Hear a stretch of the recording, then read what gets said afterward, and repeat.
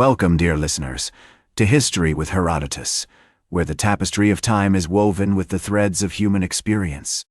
Today, we embark on a fascinating journey through the annals of history as we delve into the story of the Treaty of Paris, a landmark agreement that shaped the course of nations and empires.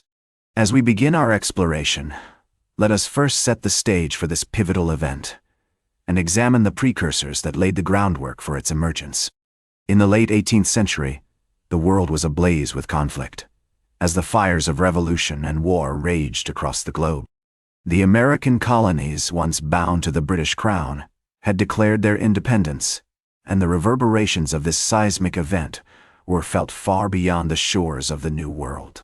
As the fledgling United States navigated the treacherous waters of international diplomacy, the European powers watched with keen interest, their own interests and alliances hanging in the balance. It was against this backdrop that the precursors to the Treaty of Paris began to take shape. In 1778, the Kingdom of France, under the enlightened leadership of King Louis VI, formally recognized American independence, and on February 6, 1778, signed a treaty of alliance with the United States.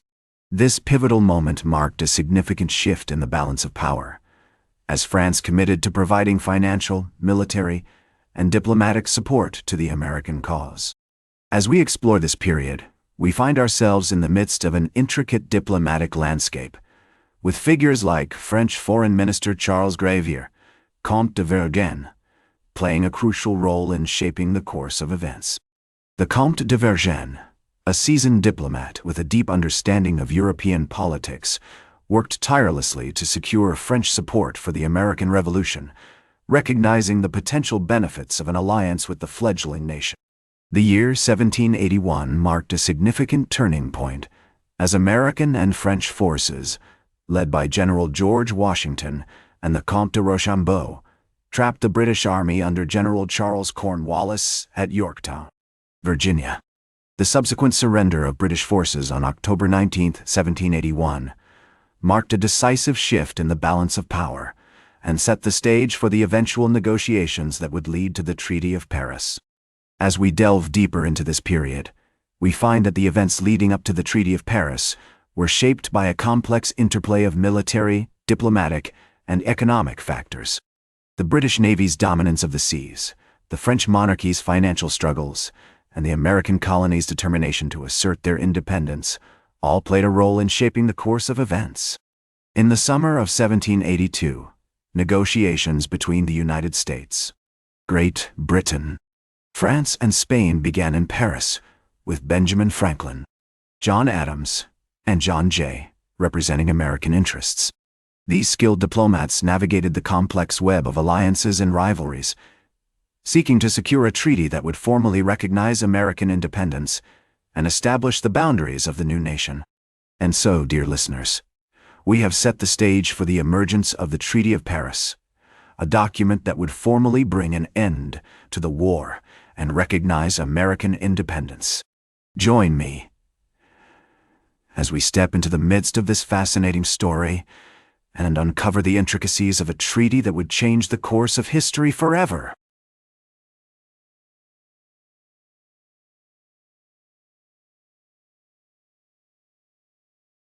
Welcome back to History with Herodotus, as we continue our journey through the annals of time, exploring the fascinating story of the Treaty of Paris.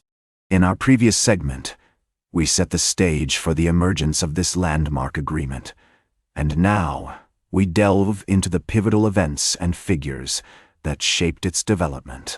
As the negotiations between the United States, Great Britain, France, and Spain commenced in Paris during the summer of 1782, the diplomatic landscape was filled with intrigue and complexity.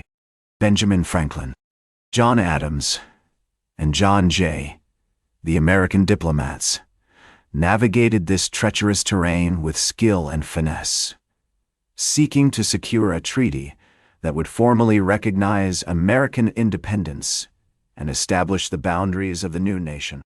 One of the most significant challenges faced by the American negotiators was the task of balancing the competing interests of their European allies.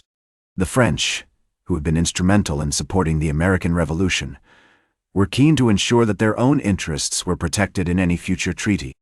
Meanwhile, the British, still reeling from their defeat at Yorktown, were determined to salvage what they could from the wreckage of their colonial empire.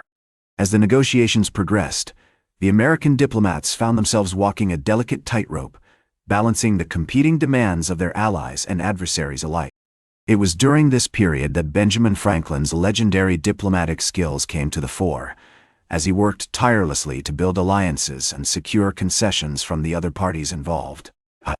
On September 3, 1783, after months of intense negotiations, the Treaty of Paris was finally signed, formally bringing an end to the American Revolutionary War. The treaty marked a significant milestone in American history, recognizing the independence of the United States and establishing its boundaries as a sovereign nation.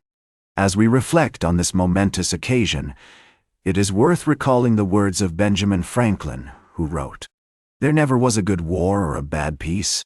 These words, penned by one of the key architects of the Treaty of Paris, encapsulate the spirit of diplomacy and compromise that characterized the negotiations leading up to the treaty. The Treaty of Paris not only marked the beginning of a new era in American history, but also had far-reaching consequences for the European powers involved. The British, who had long dominated the colonial landscape, were forced to confront the reality of their diminished influence, while the French, who had supported the American Revolution, saw their own power and prestige enhanced. As we explore this period, we find that the Treaty of Paris was not simply a diplomatic agreement, but a catalyst for change, shaping the course of international relations and paving the way for the emergence of the United States as a major world power. The treaty's emphasis on sovereignty, territorial integrity, and the principles of diplomacy continues to influence international relations to this day. And so, dear listeners, we have reached the pinnacle of our story, the moment when the Treaty of Paris was signed, and the course of history was forever altered. Join me as we conclude our journey through the annals of time and reflect on the enduring impact of this landmark agreement.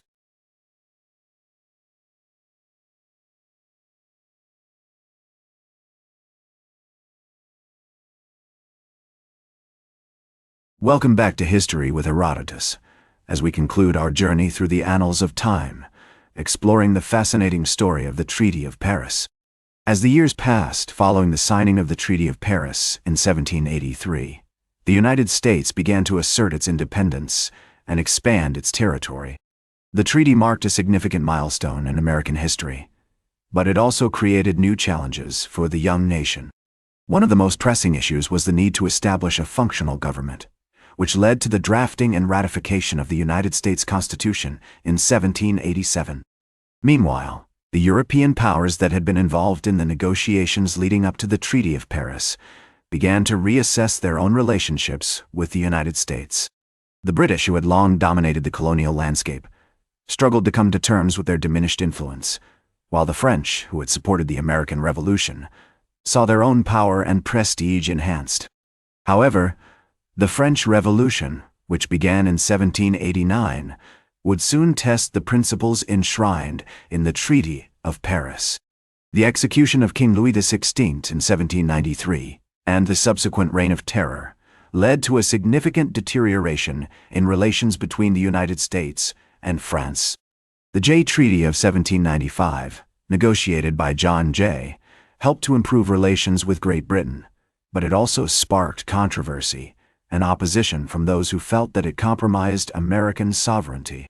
Despite these challenges, the Treaty of Paris continued to shape international relations, influencing the development of diplomacy and the principles of sovereignty and territorial integrity.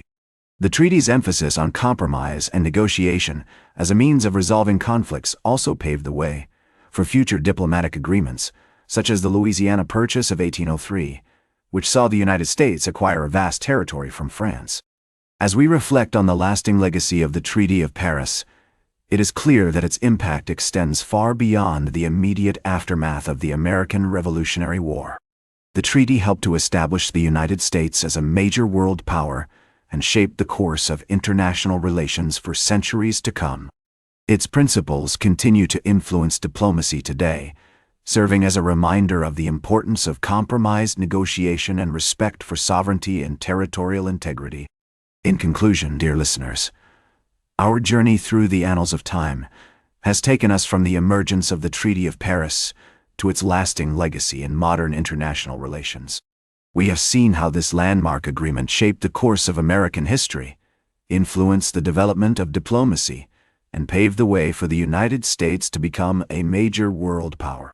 As we close this chapter on the Treaty of Paris, we are reminded that the principles enshrined in this historic document continue to shape our world today, serving as a testament to the enduring power of diplomacy and compromise.